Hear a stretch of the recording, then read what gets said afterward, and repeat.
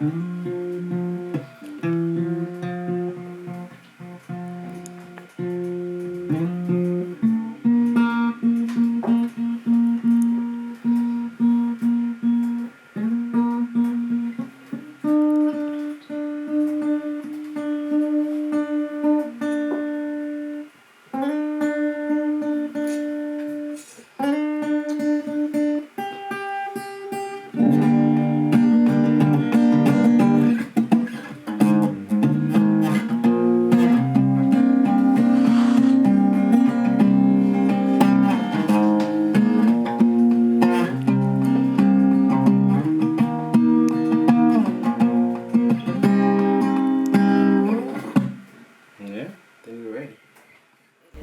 name is Zoah, and that's my stage name, and I'm a musician. I've been for, I would imagine, for about 12 years now. Yeah. You know, the stories that I grew up hearing, my granddad apparently used to play in bands, and he was a drummer. And naturally, when I was perhaps about 12 years old, I then, picked up, drums as an instrument. And then from there, you know, I have to pretty much send it, a shout out to Watershed College. They really groomed me into the musician that I am today.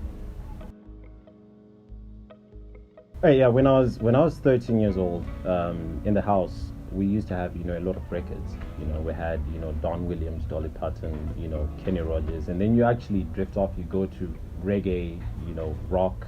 You would hear a few artists in the house. And because of that, when I asked my dad, can I get a guitar?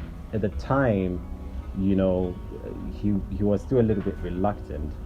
But then the only thing that allowed my parents to finally say, okay, you can do music, was on the basis of if it's real music, if it's going to have a real impact.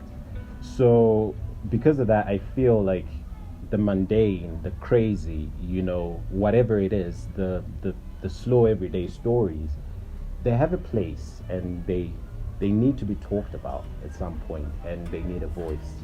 Yeah.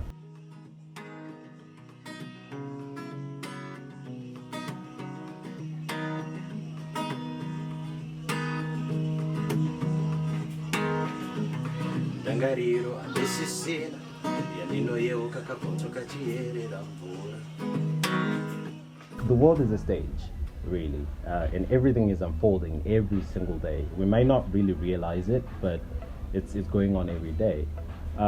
So the other day, I actually wrote a song based on the emotions that I felt just looking at the love between a cat and its kittens. So things like that can inspire you to write about any and everything, and I don't think there should be something that should be off limits that you should talk about. Art, real artistry, to me, perhaps is a reflection on society. If your art is not really holding a mirror to society, it's malnourished. So because of that, I think everything can inspire. Any story, any everyday story can turn into a song, can turn into a piece of art, and it's just the angle that you take at it.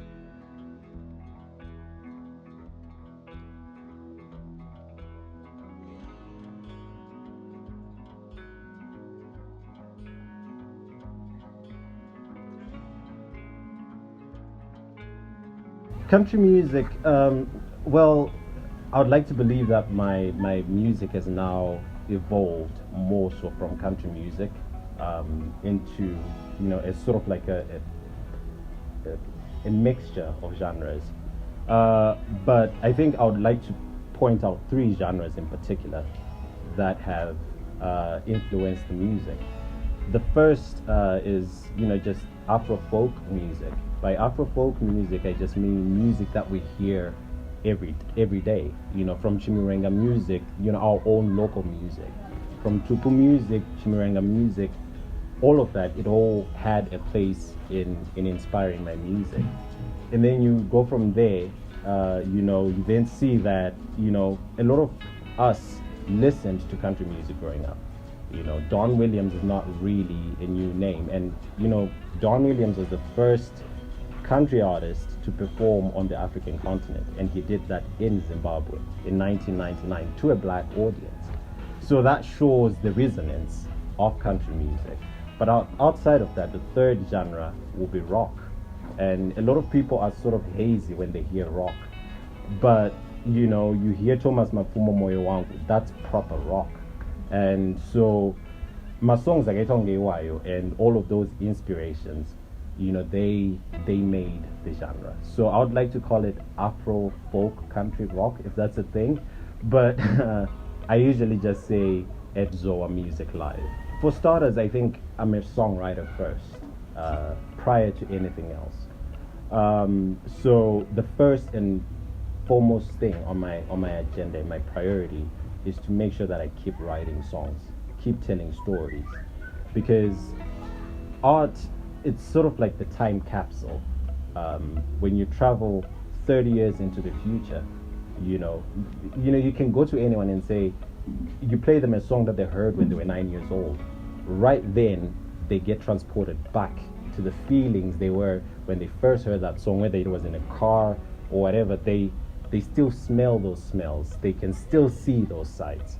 So because of that, I still want to keep telling stories, regardless of whether it's me singing those songs or somebody else gets to sing those songs.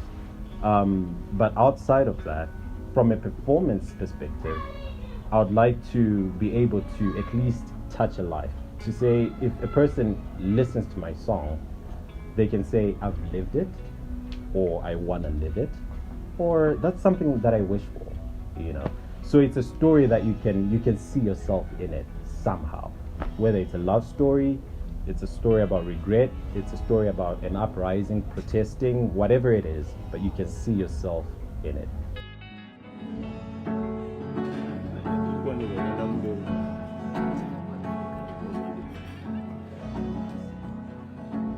Well, have you ever been up all night staring into the dark? Performing live anywhere, you know, will always, firstly, of course, it's nerve-wracking as hell for anyone. But ultimately, I think it always shapes you to hit that note a little bit better than you did the last time.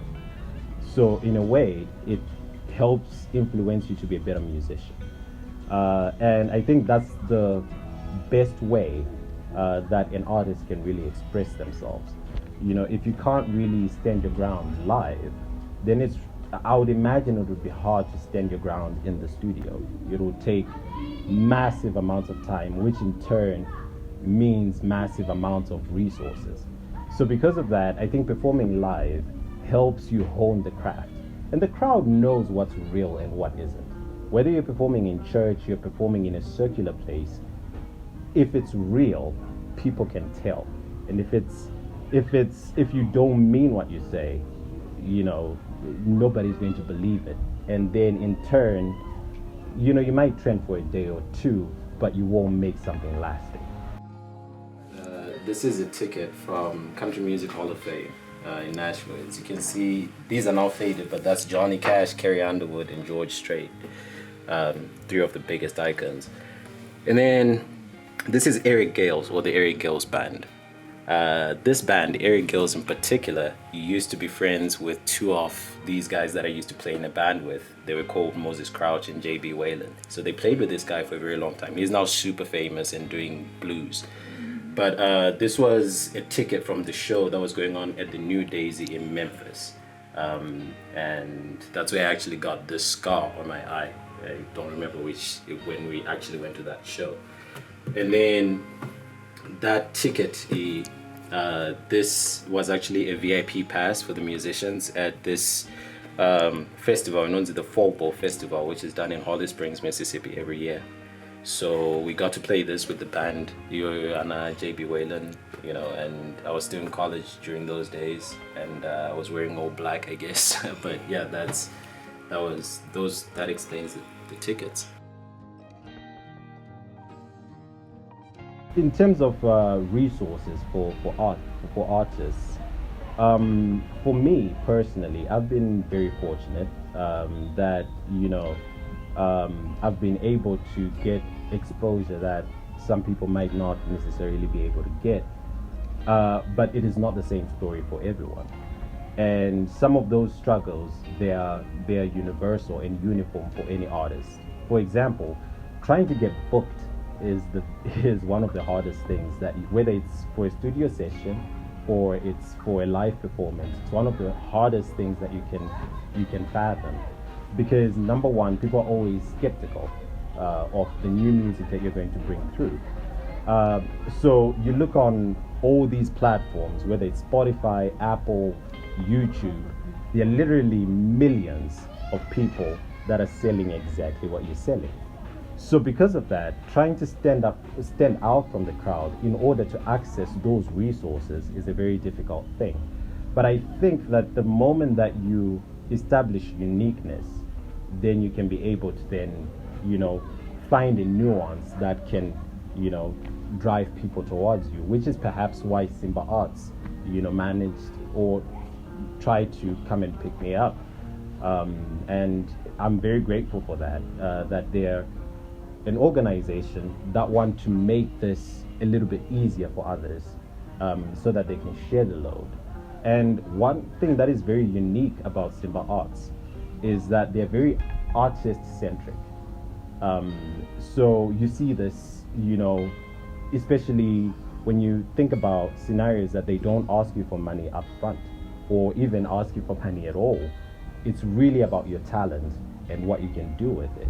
So because of that, I think organizations like Simba Arts and working for organizations like Simba Arts is very crucial, because it will help, put you on a plateau that you could have never thought of as an individual artist, and it takes away headaches. Well, Simba Arts is I would call it a unicorn in our modern universe, I guess.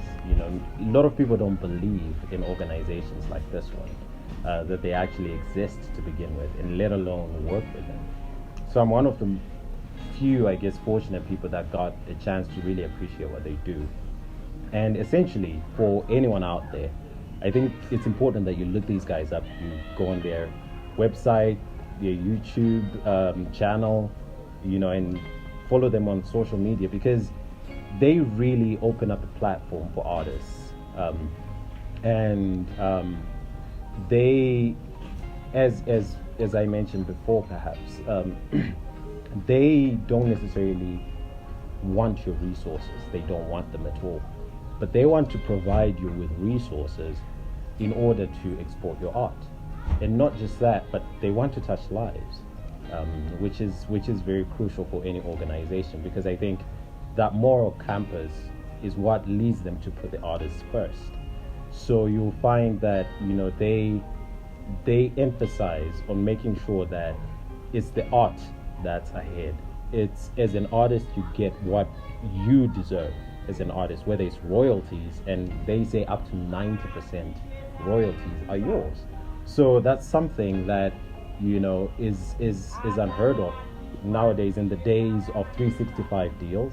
It's something that you really can't find anywhere. So whether you're into dance, you're into music, as I am, or you're into film, or you want any sort of art that you're into, I think Simba Arts will be a family that you won't regret. You can't choose your relatives, but you can definitely choose your family. And I would choose Simba Arts any day.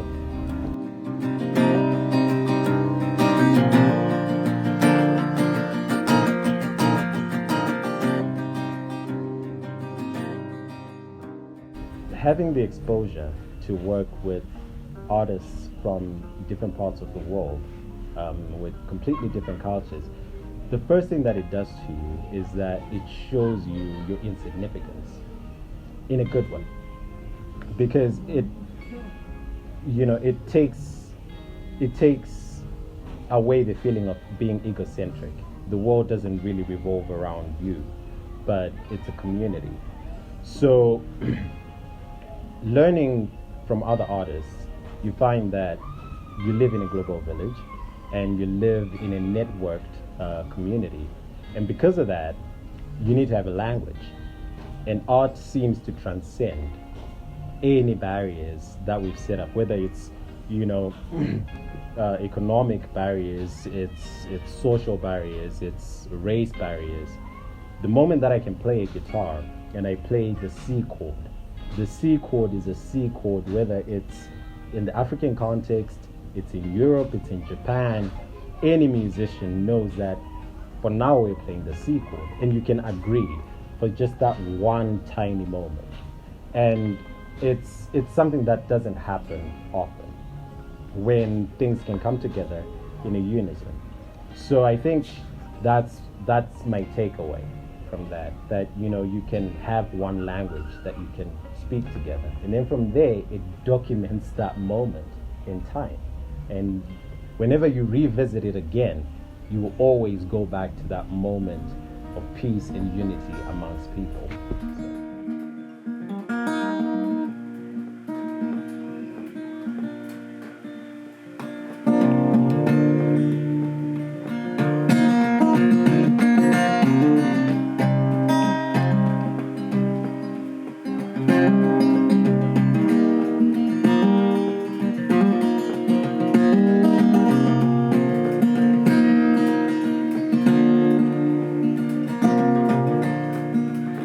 Took me down to the redwood forest.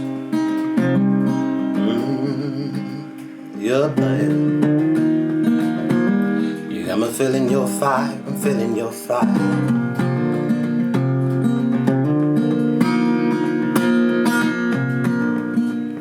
You tell stories your mama would read you as a kid, those winter nights, about the villages off of bead and magic.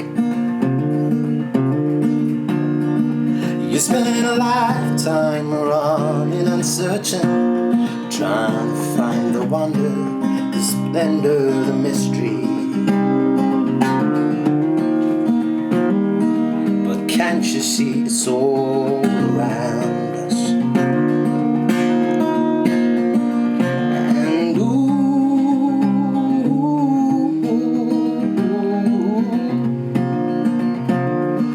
Feeling it's high, feeling it's firing. Ooh.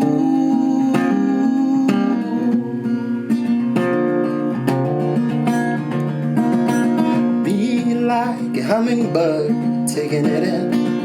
Sometimes, whilst you're flying, stand still, so you can take it all in. You can take it all in tonight.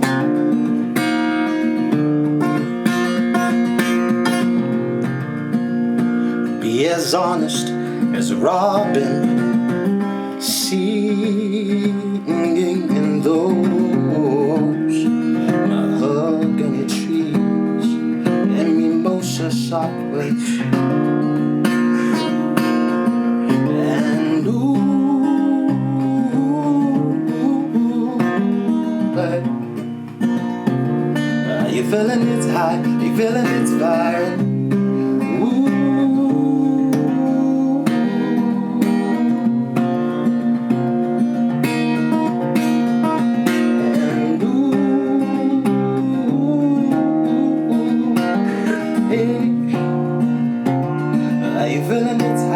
Feeling it's fine. Ooh,